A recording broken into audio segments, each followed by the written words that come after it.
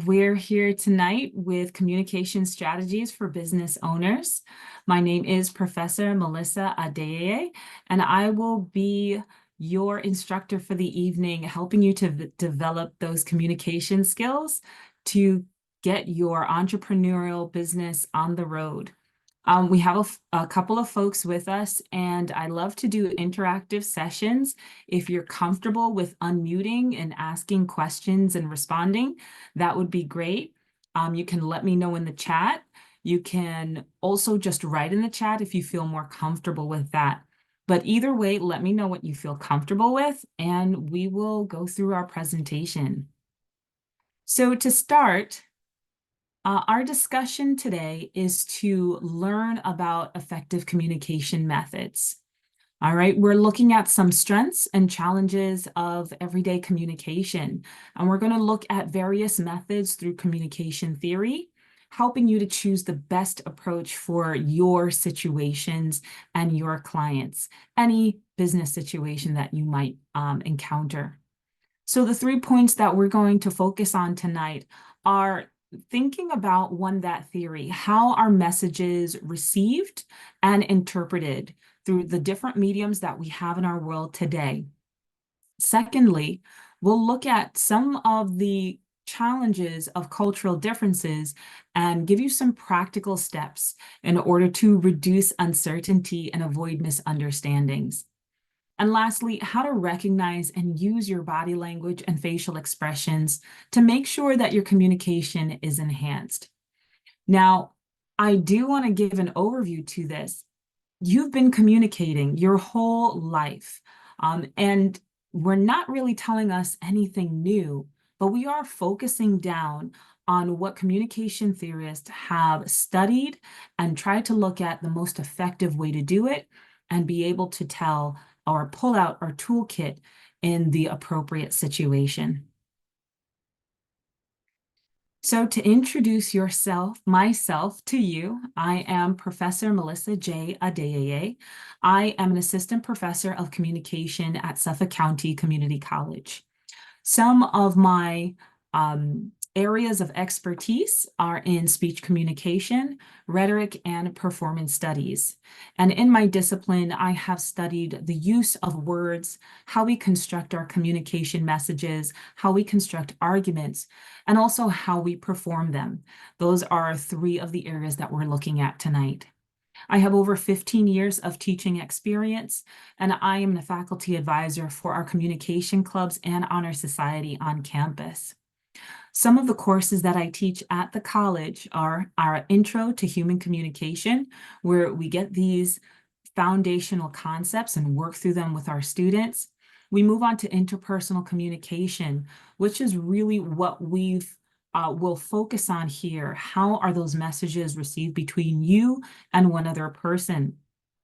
Next, I also teach public speaking, how you develop, craft, and hone your speech and your ideas so that you can deliver them to your audience, whether that's a smaller group or that's a live audience who's listening to your thoughts.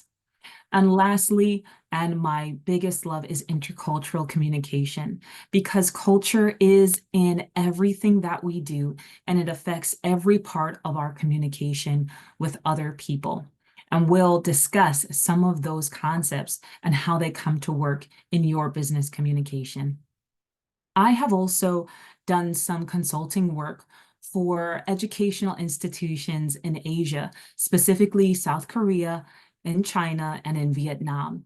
And some of the work that I did over there included my intercultural communication theories, but helped faculty, administrators, and staff hone in on their communication and be able to connect effectively with their stakeholders, whether it's their clients, their colleagues, or the communities around them. So tonight, I hope to bring you these concepts and help you to improve and be successful at your communication within your business. So first, let's look at how your messages are received and interpreted through different mediums. In communication theory, we look at 3 models of communication: the action model, the interaction model, and the transaction model.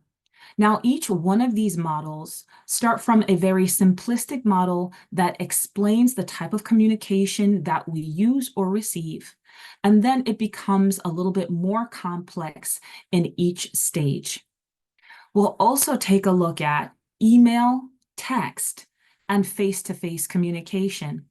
And those can be a one-to-one comparison to our models and how we can, we'll talk about how we can have some misunderstandings, or there might be opportunities for miscommunication, if you will. So if we understand how it works, we may be able to be more effective in our choices. So let's first start off with the action model. Here is a diagram that shows us having a conversation between two people. And we would call this interpersonal communication, you and one other person. Now, in the action model, we have a dedicated sender and a dedicated receiver. On the sender end, this person is encoding a message.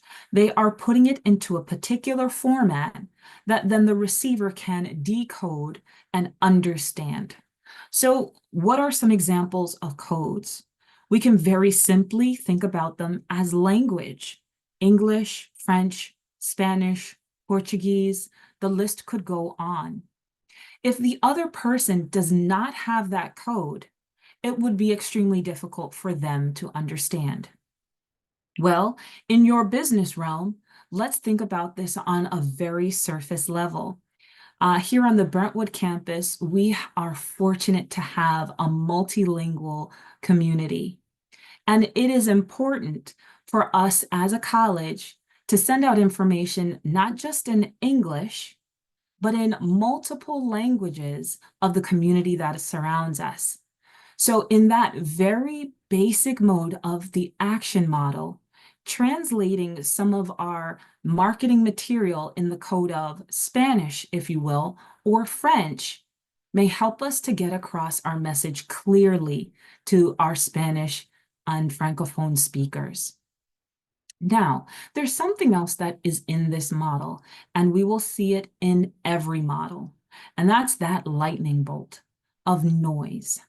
Noise is always present in every communication context. We will continue to build on this idea of noise.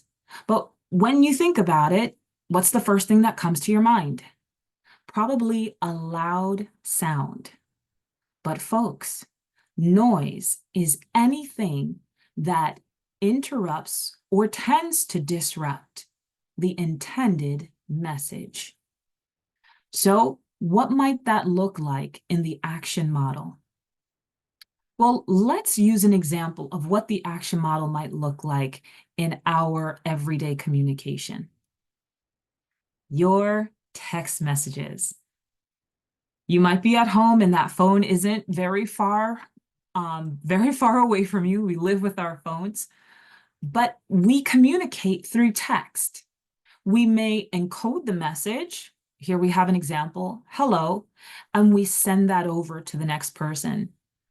The action model is saying that person is going to decode it or understand what it means. Now, this example actually takes us into the interaction model where we're having some feedback about a message.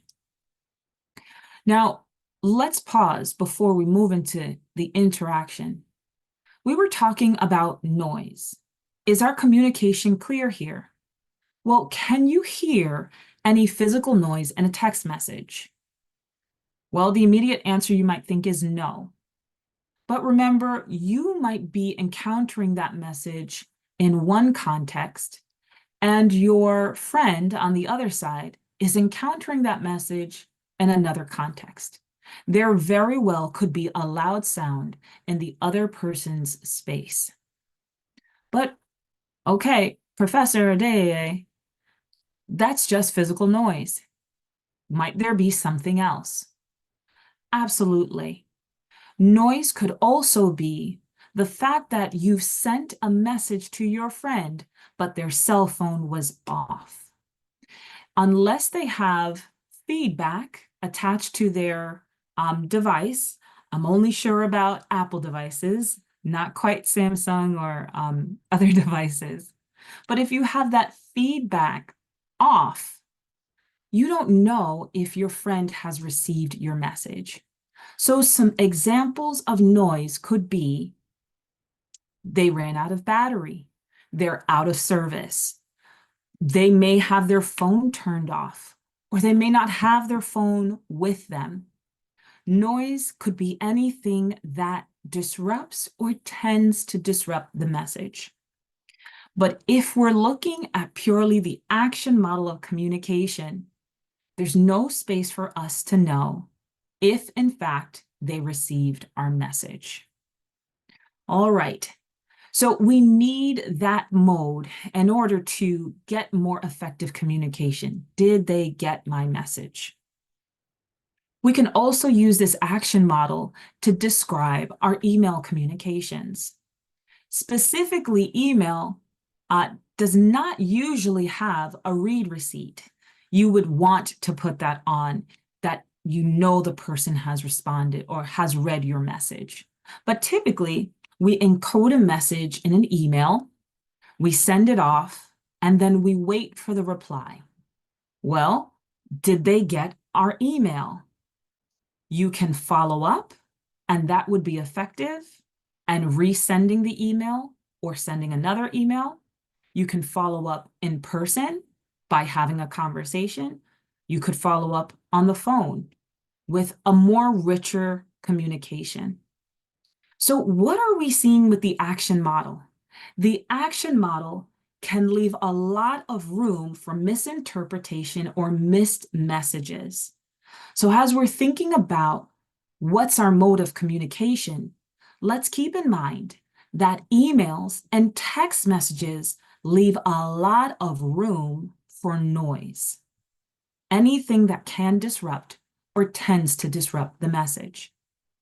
Let's move on to the interaction model. I'm going to skip over, I have them flipped here. So the interaction model looks very similar. We have a sender and receiver. We're still encoding and decoding, but now we've added in context. What is happening in the context of each participant? Well, let's think about it. You have encoded a message to your friend, to your client, and you're in your particular context. Perhaps you want to make a connection to sell your business or your product. You are motivated, you are positive, and you are ready to go. But who's receiving that message? If this is a client, what is their context? Physically, are they at work? Are they also doing business? Or are they on personal time? Now, does this context in fact matter? The answer is yes.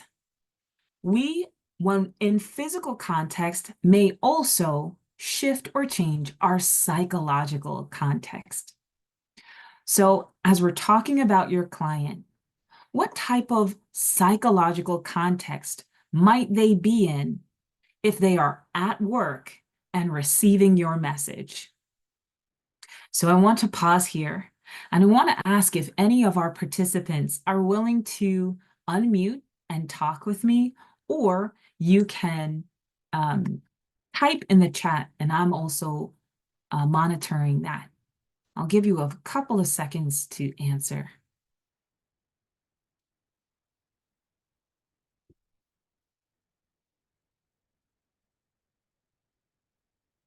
All right. In seeing no movement, I'm going to make these answers and we will continue in our example. So we're back to the example that we have sent out a message about our product or our service to a client who may be at work themselves. Their physical context may be in an office space. What might be their psychological context? Are they open and ready to purchase a service or a product? Might they be busy or preoccupied with their own work? Might they be in the psychological context to discuss business? We can think about this in positives and negatives, and that may affect how they interpret the message.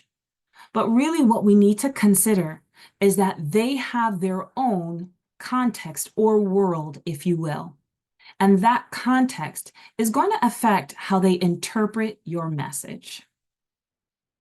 Now, I was given an example by one of our participants in a past session, and she gave me permission to use the example. I will not use any names, but she shared with us an interaction that she had with someone she was familiar with, not quite yet a friend. And so she disclosed that she contacted this person in the early hours of the morning, maybe 2 or 3 a.m. She also disclosed that she contacted this person maybe repeatedly and sending messages or memes, cute little videos or pictures of interesting sayings. And from her perspective, she was trying to develop a relationship with this person, having gone from someone familiar to wanting to become more familiar. She reported that later on, in a face-to-face interaction, this person was more distant with her, and she could not tell why. As we talked more about it, we thought about perspective and how the other person's context might affect the way they interpret those messages. So, based on the nonverbal feedback that she received later, that person negatively interpreted the communication. Perhaps because of the time, perhaps because of the type of communication. Only if that person tells us their personal feelings will we really know. But that could be a consideration. Think about the other person's physical and psychological context. We also may consider they might have noise happening in their life that affects the way they perceive our message. So now, looking at the interaction model, we've added feedback. And in this feedback, we're getting responses about our message. I want to go back to the previous slide and look at an example. So here we have a text message between two partners working on a project. You might envision this for yourself in starting your business or reaching out to an extended stakeholder to help you get your business going or work on a collaboration. Hey, did you wrap up the thing? You mean the report or the presentation? The one with the numbers. I thought it was due soon. Are we still talking about the client report? Yes, the one that has the visuals, you know? I thought we were focusing on the data first. Oh, I meant the colorful stuff for the meeting.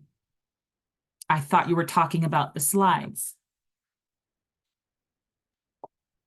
Slides. No, I'm thinking more like charts and graphs. I'm still gathering the main points. I thought we were done with those last week. Okay, let's clarify everything before it gets too wild. Wild? Maybe just complicated. I'll bring snacks. So what's happening in this interaction? Maybe you don't speak like this to your stakeholders, but we have an overall issue here. We're not specific. And in an interaction or action model, we are using text, meaning we are using the written language. So it is ever so important to be literal in your use of language. So at the very top, we have, hey, did you wrap up the thing? Well, what's the thing? We don't know. And the person is asking clarification, the report or the presentation. And so we have now put the responsibility on the other person to interpret what we mean. When we're talking here, we're thinking that we are the green person. We're the person in green. Are we being clear, or are we making assumptions with unclear or ambiguous language? The one with the numbers. Well, what one? We could have used the report or presentation. Those are specific and concrete terms. I thought it was due soon. Well, when is soon? Soon could be 5 minutes, soon could be tomorrow, soon could be next week. This example is just littered with unclear, ambiguous language. So when we're using that action model or the interaction model, over text, it is so important for us to be literal, to explain and be definitive in our language. Let's move on to the third type or model of communication, and that's our transaction model. Our transaction model is the richest form of communication, and this seeks to explain our face-to-face. Now, we still have both sender and receiver. Now we just call them communicator because they're doing both of those roles simultaneously. Messages are being sent back and forth. We still have context, but now we're adding in additional contexts, such as what's the social context? What is happening in the society around us that we are operating within? What is the relationship that we have with this person? Are we close? Are we intimate? And by intimacy, I mean close, right? Is this someone that we have a history with? Or is this someone new to us, an acquaintance? Are we at a business level, or are we friends that have entered into business together? That relational context makes all the difference in how we talk with one another. We also have the cultural context, which is everything about us, and a little bit later in our session. Our culture dictates how we think, how we speak, what is okay and not okay to do, how we guide through our lives. So you can see that all of these contexts, in addition to the physical and psychological, play a part in how we are understanding each other's message. Remember, noise is always present. Our ability to block out that noise is what can help us have more effective communication. So let's go back and review these three models. The action model is seeking to explain those text messages that can end in misinterpretation. It can also seek to explain our emails before we get feedback. Our interaction model allows us to still use those verbal means of text message and email messages, but is considering that we get feedback. We get responses about the message, but it doesn't include adding in new information. Lastly, that transaction model, the richest form, allows us to go back and forth and send and receive message that only the face can really give us. All right, so let's take a moment and look at some of the ways that you may use probably the action and interaction model, and look at some distinctions of how it may be different depending on the social media platforms that we use. So of course, I'm sure these are all familiar to you. We have Facebook, X, formerly known as Twitter, YouTube, Instagram. That's a WhatsApp bubble with the phone image, and then Messenger. Sure, we have others, but these may be some of the foundational social media platforms that you use as an entrepreneur, one, to get messages out to your various stakeholders to create a business presence. Let's look at how we might use this and how we need to consider our communication to be more effective. So first, let's look at Facebook. It's been around longer than the other platforms.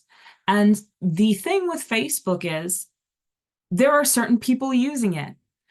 We need to be honest. Not necessarily the younger demographic is using Facebook. They may be using things like Instagram. They may go onto YouTube, but really TikTok is the most popular thing in today's social media realm. But Facebook has its value. It allows you to create what sort of looks like a website page, and you're not really paying any extra for it. Well, there are business sides to that, so please don't quote me on that. But you're creating this page, and I've used here our college Facebook page. And it allows you to tell some information about yourself or your company.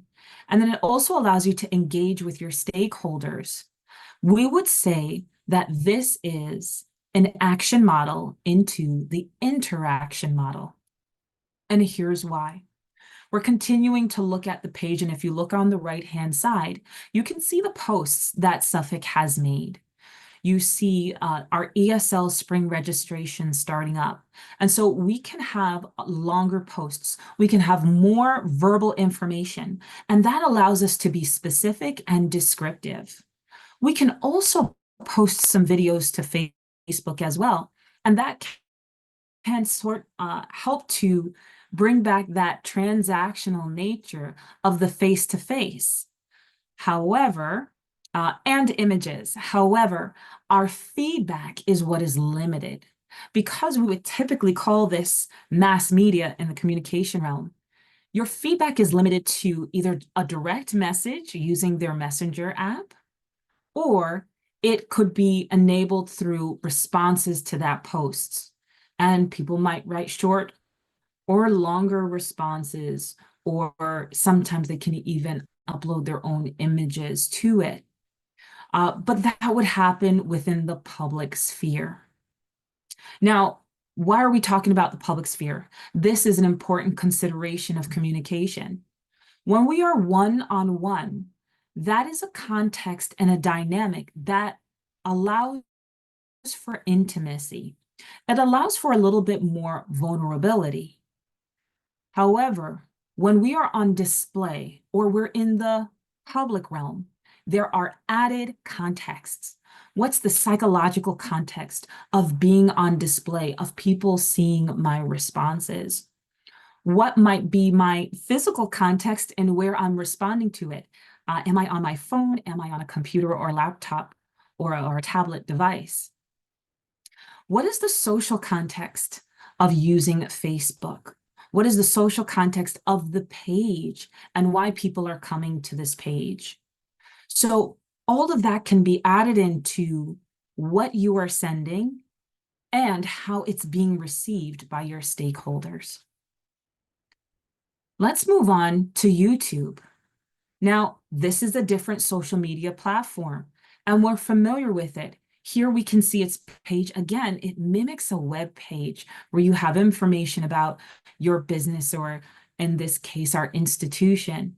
But now we're limited to the video or visual means. We're no longer creating messages through text. We're doing it through, again, trying to give that face-to-face, but it limits our ability to have feedback.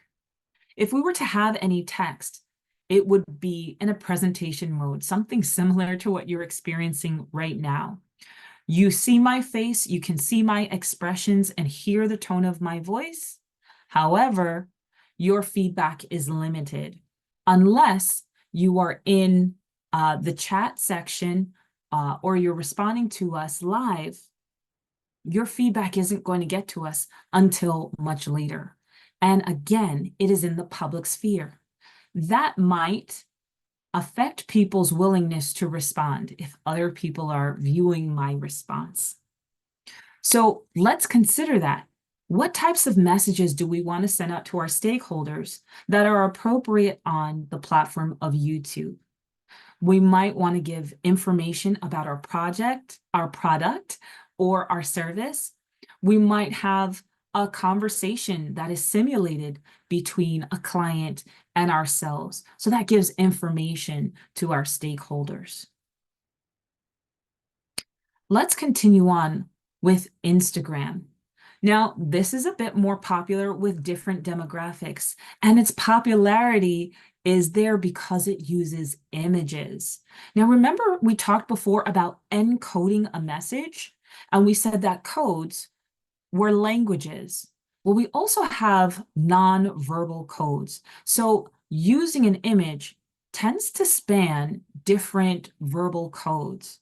So it's quite effective. The visual image is compelling, but it also is limiting. So on Instagram, we're focusing on that visual image. And now we could bring in what looks like the face-to-face, our emotions and expressions that we use through that face. We might be able to send shorter videos and shorter video clips on Instagram.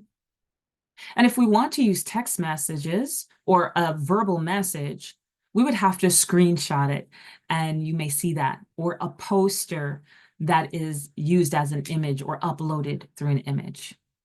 Your feedback, again, is limited here.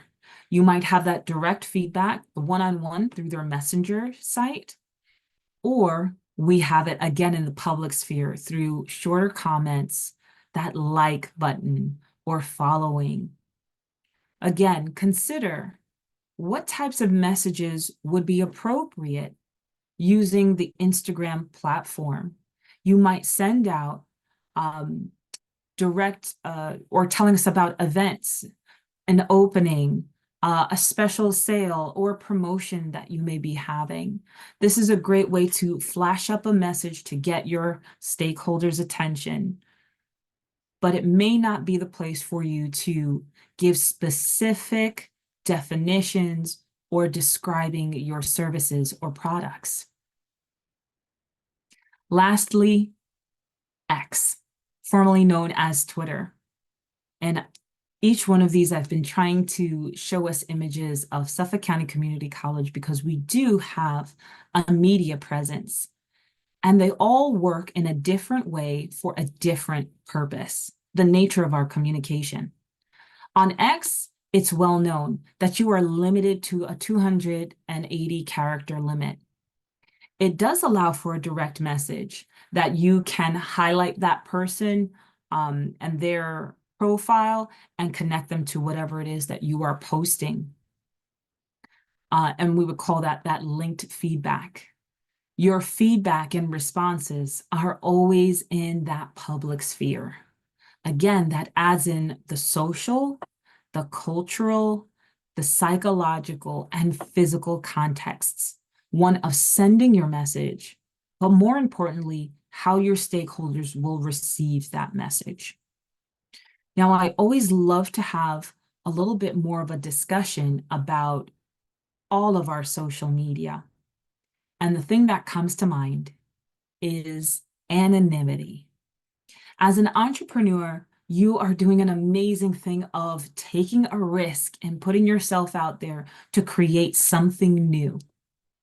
In these social media platforms, we do have to be cautious of anonymity, which is removing the face-to-face dynamic. Because face-to-face is the richest form of communication, we are able to get a real-time response about people's true thoughts and feelings, not just in the verbal form, but in their nonverbals. How are they looking at us? Are their eyes shifting to the side? Are they smiling or are they frowning? Are they hunched over? Are they closed off? Or are they open to us? All of this information is communication, but it is missing in the social media platforms. So why is this important for us to note? It's important because we have to anticipate how our messages may be received.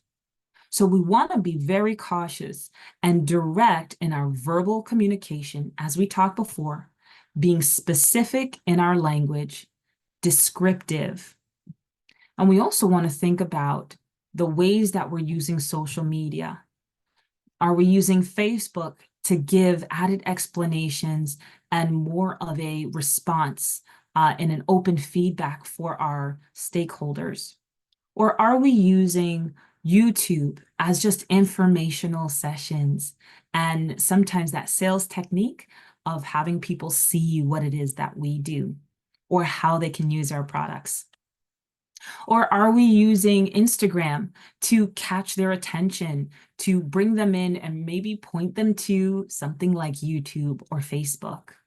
Or are we using X, again, in limited spaces to get our attention and bring us to another space where we can have a more detailed and that face-to-face conversation? So all along, I've been talking about our stakeholders. And those stakeholders can be any one of these people. Now, we had before that relational context is a part of communication. And so we must also consider to whom we're speaking, not just what we're saying, but who's the person on the other side and what is our relationship with them. So we've talked about potential clients or customers. We could also add in there, if you already have these clients, you might have reliable clients, reliable customers, right? These are the people who are sticking with you. And they may be different than someone who is a potential, right? How would we talk with them? We have a more intimate relationship with the customer who has always been with us. And so we may send out different types of communication. We may also think about investors, people who want to invest maybe financially, maybe emotionally. Again, as an entrepreneur, it's not just money that's driving your business, but it's also maybe familial and societal support. So those investors may be people within your social circles. Your stakeholder could also be your employee. We looked at an example before of working with someone on a project. How do we speak to the people that we work with? Are we familiar or close with them in a relationship? Are we at a professional relationship? Again, where we cannot rely on a shared understanding, but again, coming back to being specific and detailed. We might see this even more important when we move to suppliers.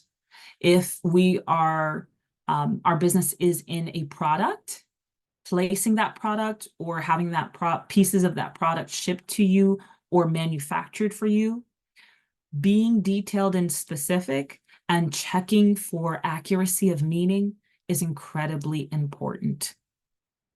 We also have here your communities.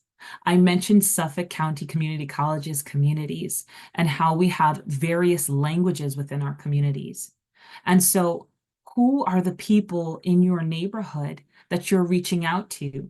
And how might you need to craft their message so that they are understanding it and are interested as well? And lastly, one that we don't usually think about as a stakeholder, but our governments. As a business owner, you have to liaison with the government in order to legitimize your business. And so this concept of direct and specific communication is even more important with our government agencies, where paperwork rules and we need to make sure that information is accurate. So in these first three models, we've identified that using text message and email can become faulty because we cannot see the face or get more information from that face-to-face conversation. But these modes might be the only way that we can communicate with our stakeholders. So what are those helpful tips to be effective? Direct, literal, specific language. That helps us to get our idea across. We also want to check for meaning. Ask questions, folks. Ask questions for clarity. Let's move to our next or our second subsection. We're talking about how do we interact with our stakeholders? We've discussed context in our models, the relationship that we may have with them, and the culture that we're operating in. Now, these three areas are the foundations of communication, and I repeat it every class period. My students are sick of them, but they always rule how we choose our communication. So we're moving into how will our messages be perceived? No matter how clear, direct, or specific language you use, you may have a misinterpretation. Here is why. What do you see? We'll pause. You can say it out loud to yourself. I'm going to move on in a moment.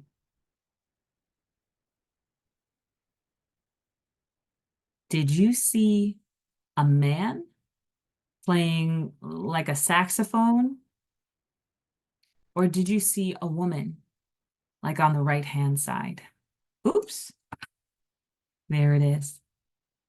These are common psychological images that help to show us that perception is different for everyone. Maybe you were a person who saw both.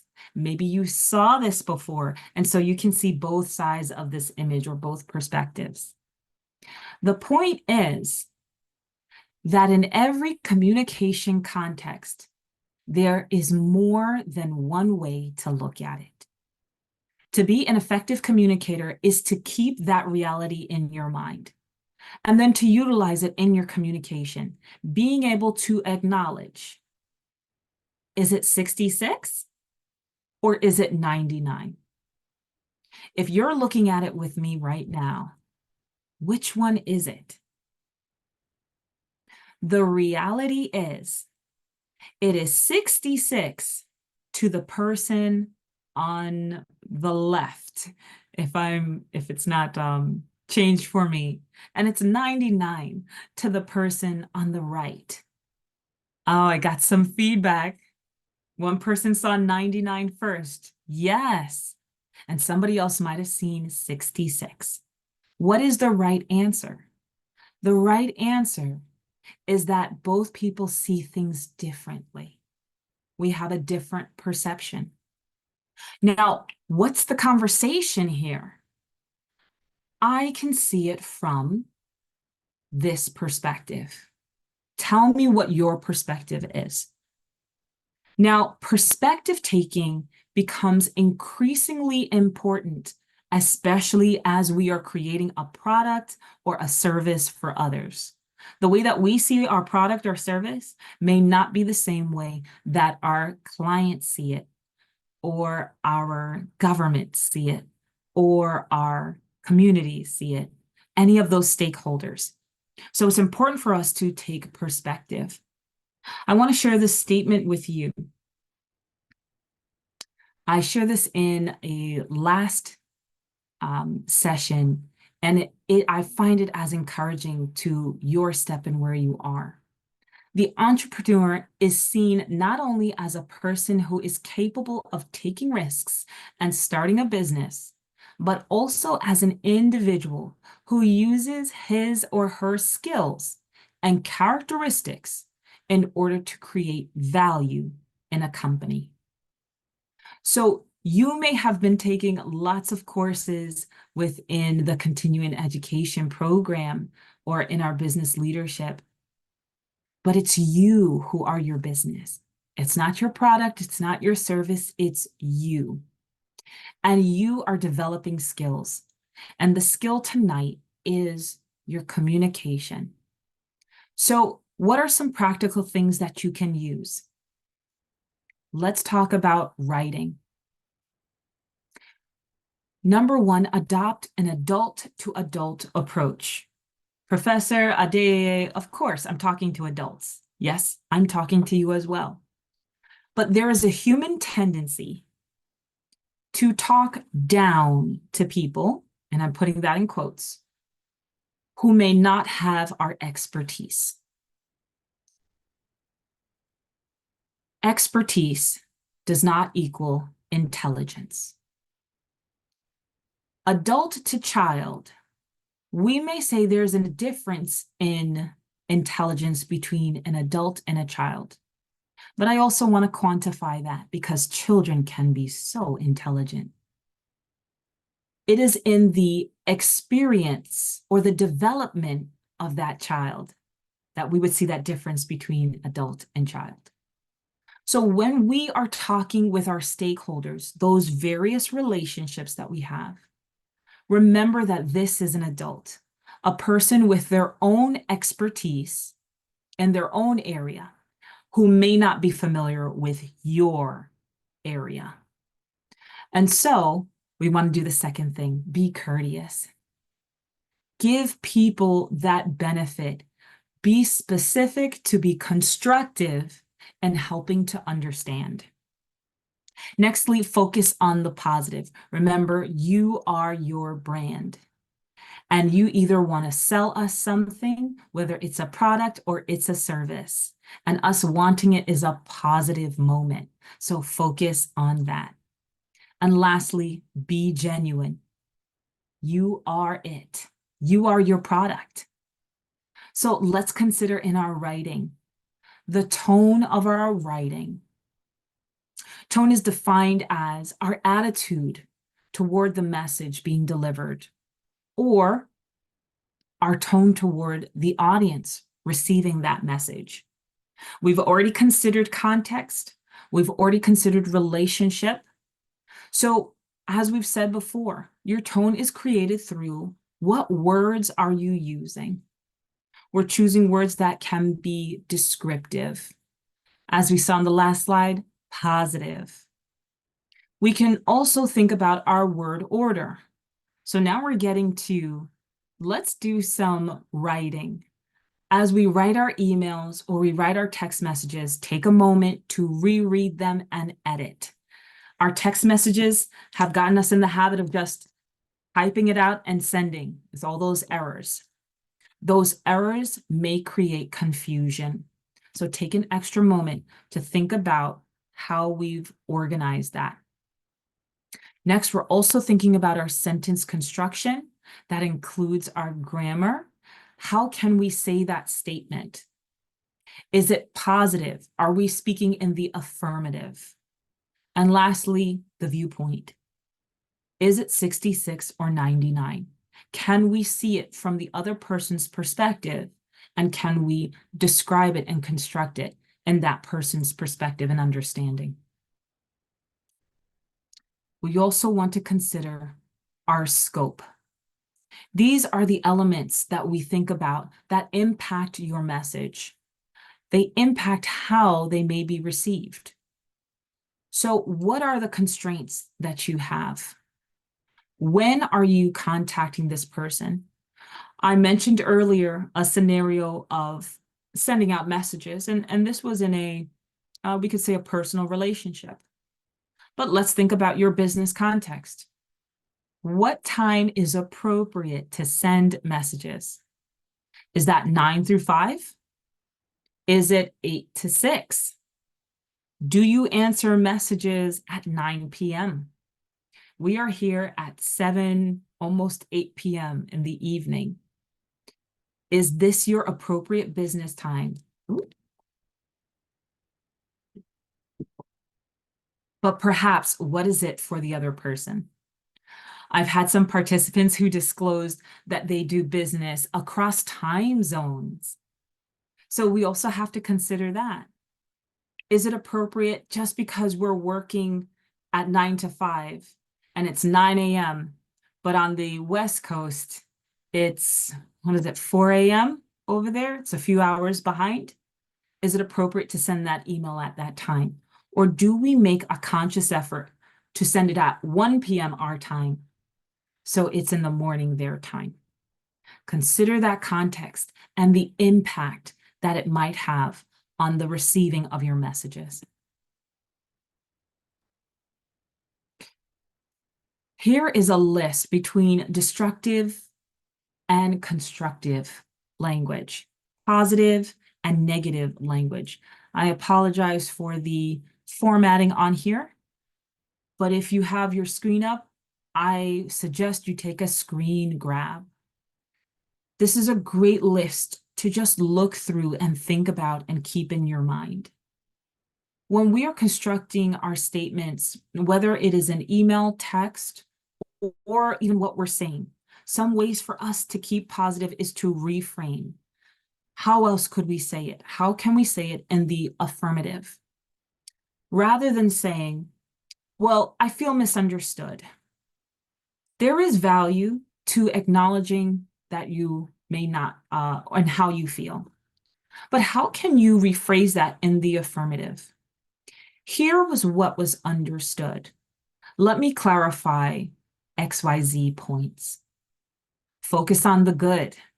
That puts us in a positive tone. That makes us want to work together. Disgusted versus pleased. I'm pleased with XYZ behavior. Let's change ABC behavior. Focus on the positive.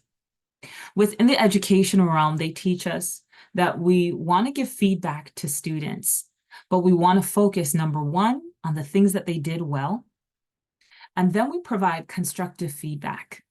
Constructive feedback or constructive criticism, which sounds like a misnomer, criticism is just a way to find out what didn't work well, but constructively, how can we improve it? Think about that in your communication. I want to jump down to sense of belonging.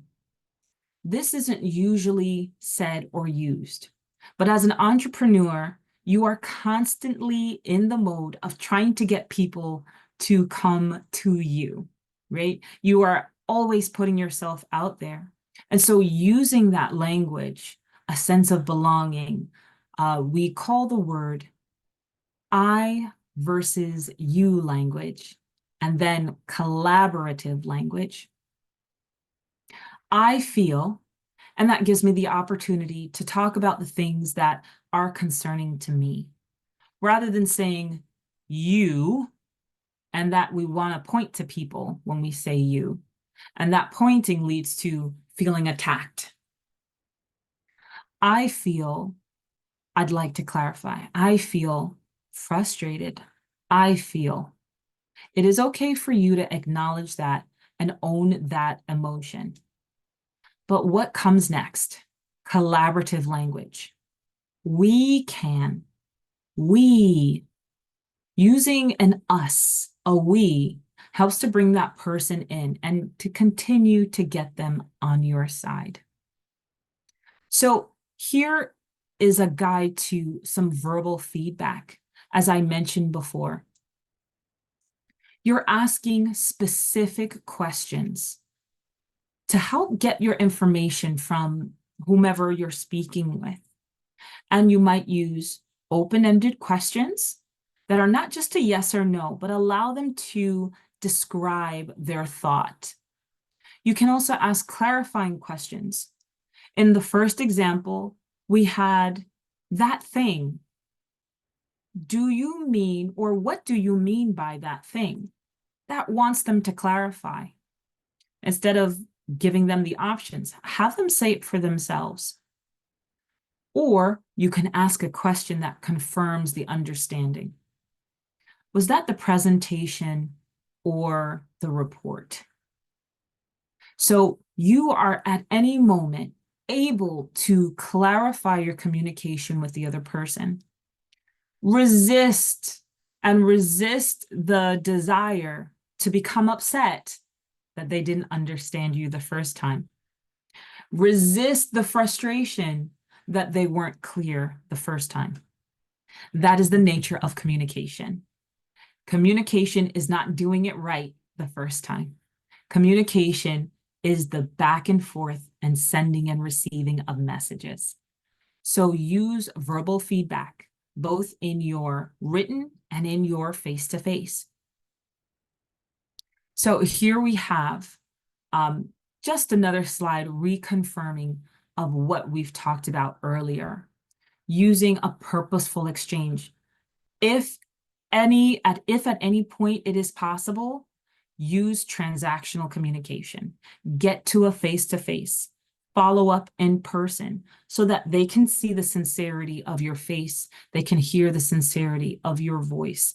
They can get to know you and understand all those additional messages. So coming back to now cultural differences on our, I'm checking our time, our cultural differences to avoid miscommunication in our verbal messages. One, netiquette. Just what are we doing with our information? How do we behave online on our social media platforms? We kind of mentioned that already. Each platform has its own way of communicating, but what is okay and not okay to do? You want to think about that in the context of your business. Do we repeat messages? Do we connect people to the message by using their name? Avoid spamming people, which is sending them messages that they may not have signed up for or that are not targeted directly to them. So being specific and knowing who's on that other side is what's going to get you closer to someone who is invested in your business, because you are targeting what it is that they like, and therefore making a stronger, persuasive argument to get your product or get your service. So how do we determine netiquette? From one of our theorists, this happened, we typically learn this through failure. We learn it through the implications of being in a situation. So in this example, someone says, enjoy your meal. Okay, that's the culture of what we do here. But you wouldn't say, hey, please stop eating. You're attracting attention, right? If we don't have the same culture to know, and in the face-to-face, enjoy your meal means enjoy it a little bit quieter, right? If we're in a situation or the context where not everyone is eating. Again, in a face-to-face, we can, quote unquote, read the room. That's how etiquette is done in the face-to-face social world. But what about online? Take a look at other businesses that might be similar to yours or a more well-established business. And what are some of their practices? What might be appropriate? Learn through other examples that are specific to your industry on how you might choose your communication on that platform. Okay, again, you might look specifically at Facebook or specifically at Instagram. Look for the companies and their website presence or in their web presence in that way. We don't want to learn through failure, but that's often how we do. So let's talk a little bit about culture. Now, what is it? It's everything that we do with other people. So when I first mentioned culture, what came to your mind? You might have thought about nationality, ethnicity, race. You might have thought about a flag, but that's not it. It's all these other categories, and I could put so many on here. Culture is everything that you do. And so a lot of our misunderstandings in communication stem from a difference of culture. Even when it appears that you're of the same culture, you differ in other cultures that both of you might be operating in. So you might be at the same business place, but whatever personal cultures that this person is a part of, they may be operating with that culture while you're at the workplace. So what are some of our hopes or fears of an intercultural encounter? I can answer for you as teaching many students over those years. It's offending somebody. It's deeply offending somebody where they get upset or you've hurt them and you didn't intend to. That is usually the fear of intercultural communication. But the hope is that you make a great connection, that you're able to have a friend or a colleague or a stakeholder who can take your business to another world, literally another cultural world. So, what are some things that we need to be aware of in how we approach culture? Now, these are a list of taxonomies that we get from Edward T. Hall, who is our theorist in intercultural communication. Way back in the world of World War II, did we have our social scientists look and classify cultures for the purpose of espionage, of knowing about who might be our allies or who might be our enemies. And so we've had these classifications of nationalities, but we can extend this to all types of co-cultures like I visually showed you before. We look at these areas of how we may approach different parts of life. So, for example, our first concept is collectivistic versus individualistic. Collectivistic is best described by the first part of its name, the collective. A person from a collective culture is concerned about the group and protecting and supporting the group.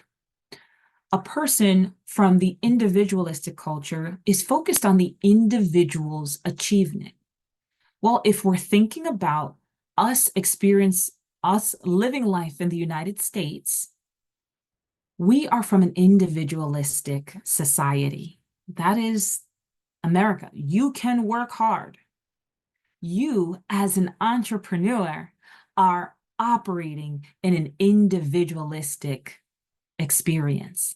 You and other entrepreneurs are going out there and doing it by yourself. But you may be operating in a collectivistic culture in your ethnicity or your nationality, or in some of the other co-cultures that you're a part of. Like, what kind of community do you live in? Are you a part of any sports teams? Especially sports, we use a team. So these two, collectivistic and individualistic, you might have both of these things working within you.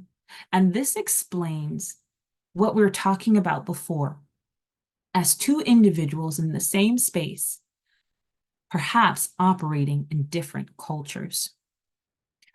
The next concept is low context versus high context, and this often provides frustration. Low context messages are direct. They are to the point, and they do not rely on relations. It doesn't rely on physical or psychological contexts in order to understand it. We've actually been advocating for low context messages to be more effective in our business communication in this session. This is contrasted by a high context message. A high context message thinks about the relationship you have with the person, what might be happening around you, may not necessarily be around them, but what might be past experiences with this person. And so we are relying on all those contexts for the other person to understand what we mean. Now, here's why this becomes problematic. If we have a close relationship with that person and we've gotten to know them and understand their messages and share this information, high context messages may be more readily understood. Going back to our example, hey, did you get that thing done?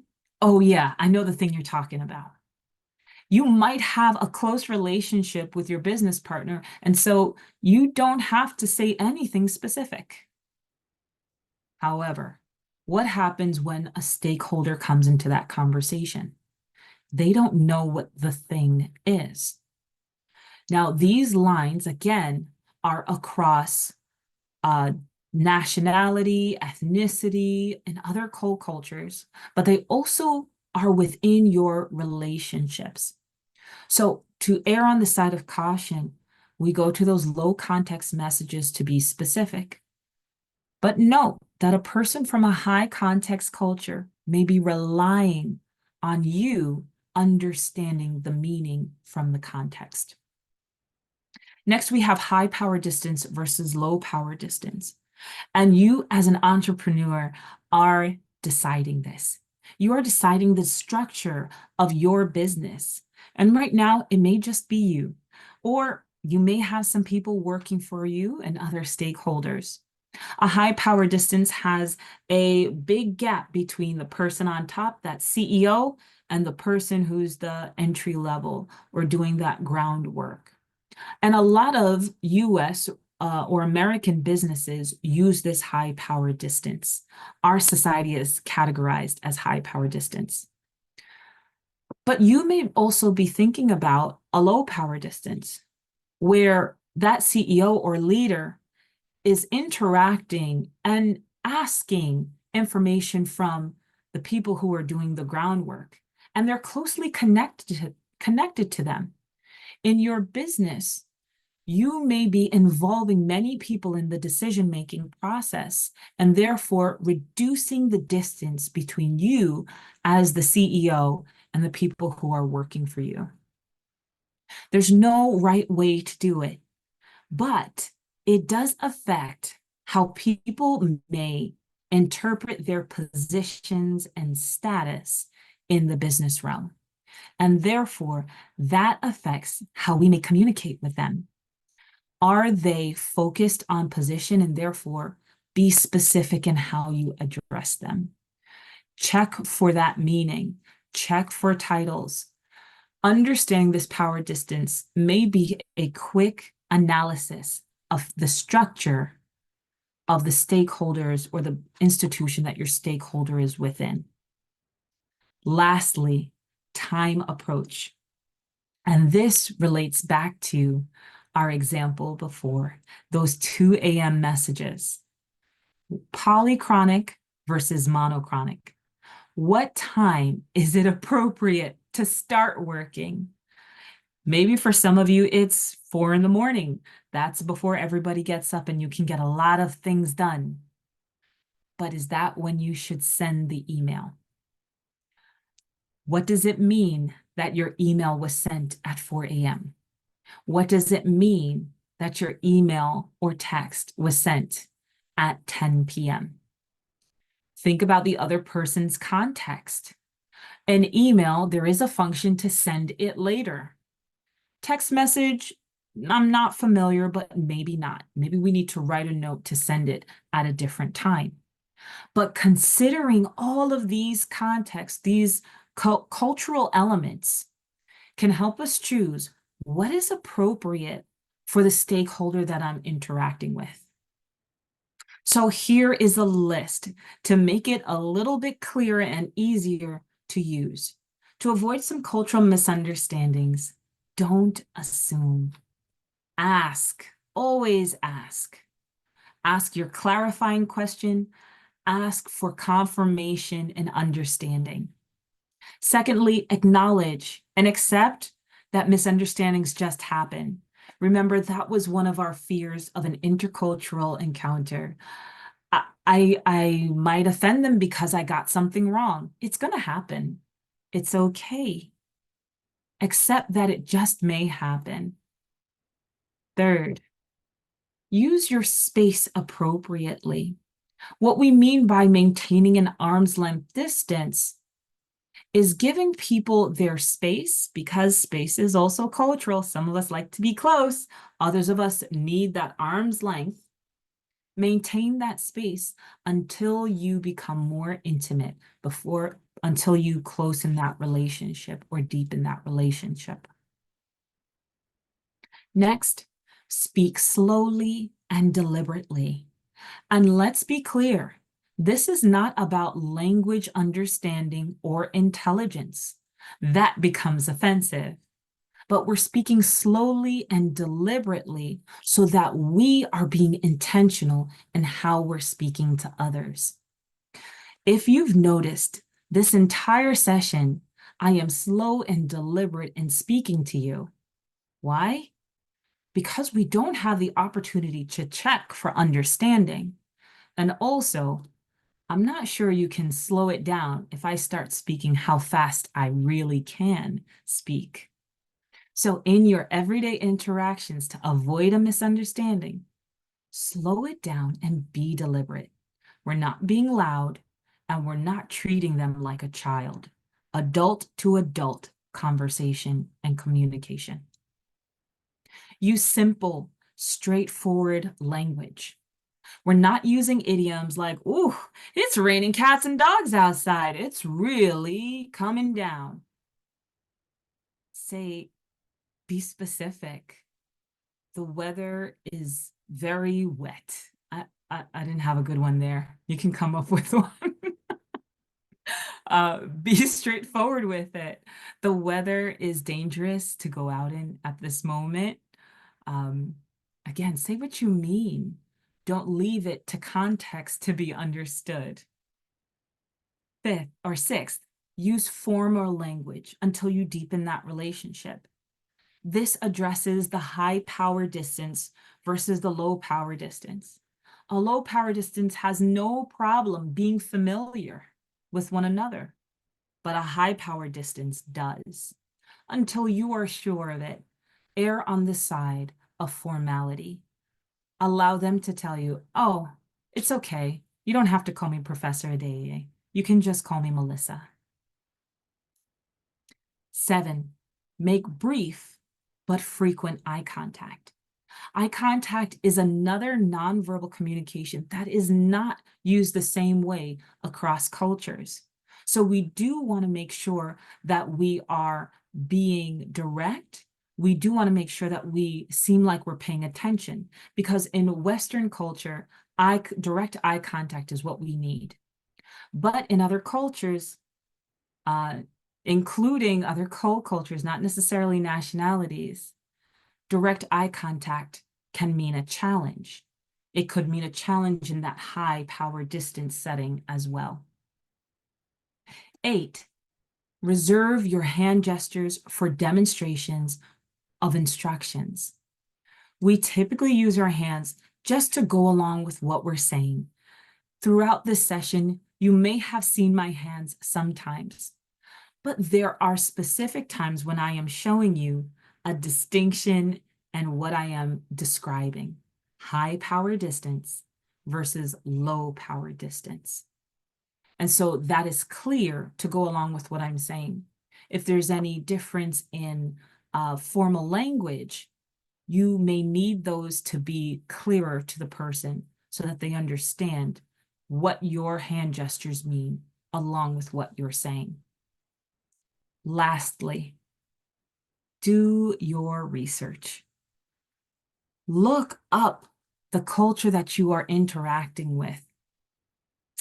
I'm not a football fan, but I sure know a lot about the Jets because I interact with people who are Jets fans. That's another culture that I may not be familiar with, but I can go out and find information. What we need to keep in mind that it is never the person's responsibility to inform us of their culture. It's not their job. They're not the representative of the culture. But we do have resources to go find out. So if you are starting to do business in your community and you find that there are different cultures than you're familiar with, go and do your research, attend events, read books, look up some information online. You can go to YouTube to the people who are equipped and willing to teach about various cultures. That's what academics do. We're the nerds that study culture, and we are equipped at teaching it to other people. So do your research with people who are equipped and qualified to help you understand that culture. Don't ask the other person. It's not their responsibility to teach you about it. So we now move to our last area, your nonverbals. We've talked about how our communication works through those 3 models of communication. We've just looked at the context of culture and how we might make some choices to be effective in our communication. And now let's add the nonverbals to it. When we're in those face-to-face moments, what is it that we should be paying attention to? First is your facial expression. Have you noticed my face throughout this session? Do I look like I'm having a great day? Well, you may never know, but I'm erring on the side of positivity, and that's being communicated through my facial expression. I am slightly smiling, which also brings the corners of my eyes up, and it helps to show a pleasant face. Now, let's be honest, not everywhere is it appropriate for you to smile so broadly. We measure that with the context and our communication, the nature of our communication. What is it that we're doing in that moment? It has also been studied that women who smile broadly are not taken as seriously as a slight smile. And this is in business contexts. So you as an entrepreneur, as the CEO of your company, in your business deals, we're not saying a scowl because we're thinking about what we're trying to convey if we're trying to err on the side of positivity. But we're also not thinking, hey, I'm having a great time. We might find a middle ground. While we are in this session, I invite you to find a mirror or turn your camera onto yourself. You can use your cell phone. What does your face look like? What does it look like when it's resting? Practice what it looks like when it's resting. It's something that you need to practice. Another element of nonverbal communication is space. And we mentioned this in the context of intercultural communication. We all use space differently, how close or how far we are from another. When we're in our face-to-face communication, you may notice that you keep what's called a social distance. You shake hands with someone, and then you put it down. That maintains that arm's length distance. It's literally the length of your arm. Any closer than that moves into personal or intimate space. That's only appropriate if you have a close or intimate relationship with that person. So in our business interactions, let's keep that arm's length. We've also discussed the gestures that you use, because some of us really talk with our hands, and that might be you. They just keep going. A lot of cultures talk with their hands. Think about using them purposefully, slowing them down. Let them add to what you have to say or to be emphatic or bring emphasis to what you're saying. We also don't want to arrest them or put them in our pockets because that also makes us look stiff and affects our posture. Think about how you walk into a room. We said that in our session on networking. How do you sit? Are those shoulders back? Are you sitting up? This is a posture. This is a posture of confidence. Whether you are sitting listening to someone, whether you are making a sales pitch, or whether you are networking with someone, what is your posture saying in that moment that your mouth cannot say for you? While we also maintain eye contact. I've been trying my best to maintain eye contact with you as I'm speaking to you virtually through the camera. If I'm looking down to talk to people on the screen, it looks like I'm looking down. Consider that in your messages. We've looked at social media. Take a few takes, review them. I know it's hard, but look at yourself and listen to yourself. What does it look like? Do you look like you are connecting with those people? Again, think about it from their perspective. Is it effective for what your intention is? And lastly, silence. Silence can be a large part of how we send a message. And I don't mean the silent treatment. I mean, when we're constructing our messages, we call those filler words. And in public speaking, we practice to remove those filler words by just being silent. Having a pause in between your thoughts can add emphasis, can give us time to think, can really underscore your point, or even make us feel connected to you. Keep in mind these 6 nonverbal concepts that can help emphasize your communication, whether you are using it through your facial means in social media or in your face-to-face communication. So, what does this tell a speaker? If we are talking to a client or another stakeholder, what is our body saying in that moment? Think about it. Here's what we want to keep in mind. Again, when we have all of them, I invite you to screenshot it. 1, center positivity. We talked about that with your facial expression. What is your genuine smile? Now, don't give us a fake smile because that's not fooling anybody. Where is your genuine excitement for your business? Where is the love for your product or your service? Remember, you are the product, you are the service, you're the business. So keep your positivity because you are it. Stand up straight, relax, be comfortable in your body, be comfortable in your skin.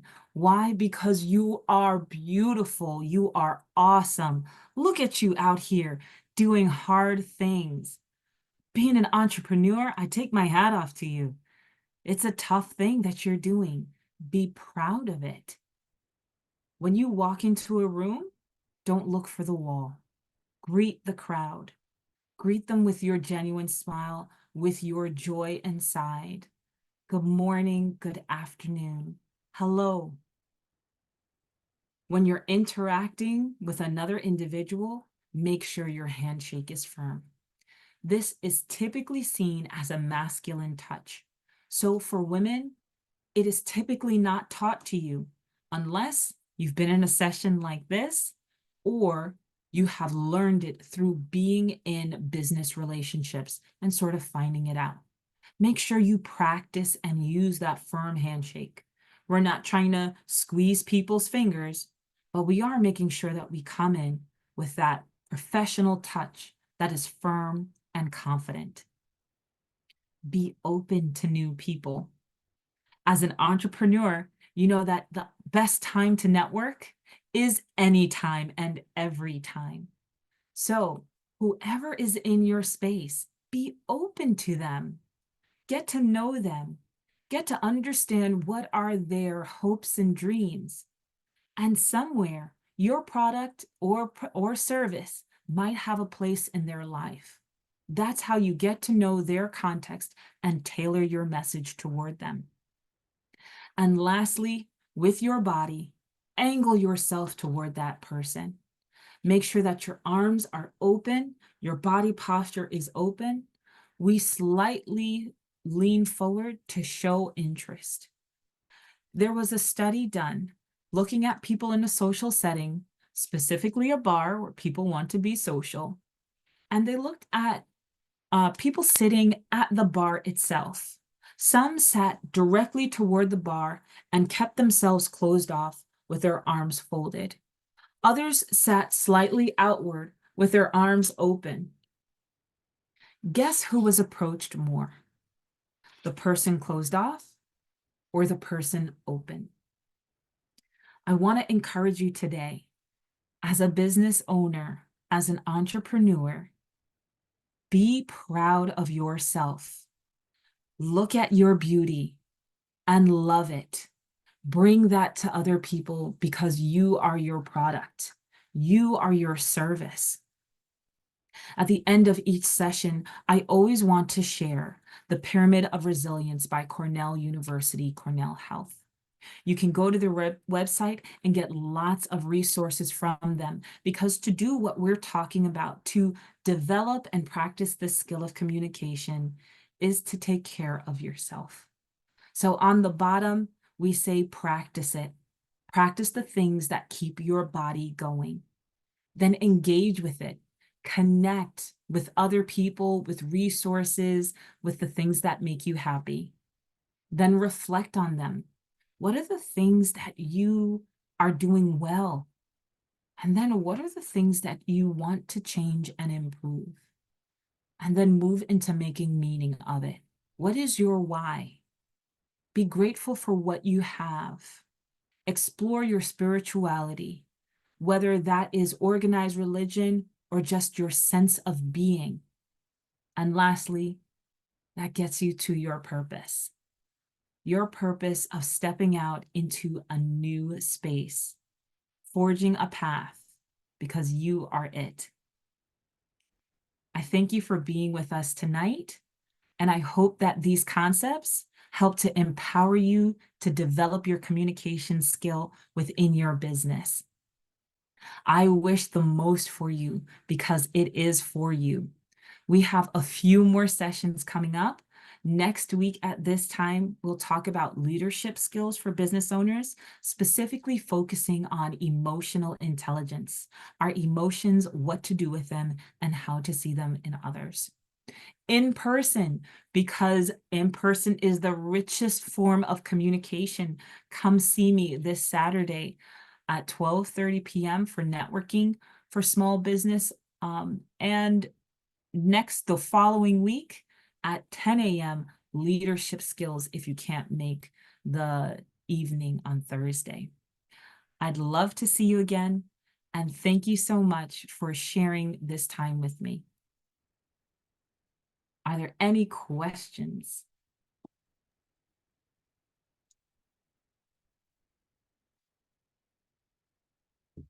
Seeing none, thank you again for being with us. Have a wonderful evening. Thank you.